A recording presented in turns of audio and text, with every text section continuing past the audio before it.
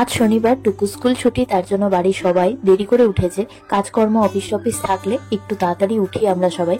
যেহেতু অনিমেষের আজকে অফিস আছে, কিন্তু ও একটু লেটে যাবে 11:30টার দিকে, তাই আর কি দেরি করে ওঠা। আর আমরাও একটু রান্নাবাড়ি আজকে দেরি করে শুরু করব। তো মা একটু আগে উঠে চাটা বানিয়ে এখন মানে ঘরটর পরিষ্কার করে বিছানা পরিষ্কার করে এখন সব মেলে দিচ্ছি বাইরে। আর আজকে মা সকালে বানাচ্ছে হচ্ছে আমাদের সকালের জল খাবার, রুটি আর হচ্ছে সবজি, নিরামিষ। যেহেতু হচ্ছে শনিবার তাই নিরামিষ।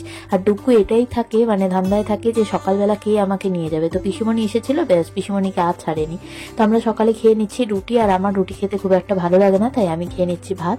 তারপরে এসে ঘরের সব কাজকর্ম করে আমি একটু মানে ঘরটা পরিষ্কার করে নিলাম। আর এদিকে দেখো, আমি যে ট্রাইপডটা কিনেছি ওটা আর আমি ইউজই করতে পারি না, ডুগু নিয়েই সারাদিন খেলতে থাকে। আজ আমাদের ঠাকুর ঘরটা পরিষ্কার করা হচ্ছে। তো তার জন্য এই ঠাকুরের সব যত কাপড় টাপড় আছে আমাদের এই ঠাকুরের তাকটার মধ্যেই মেলা হয়, অন্য কোথাও মেলি না।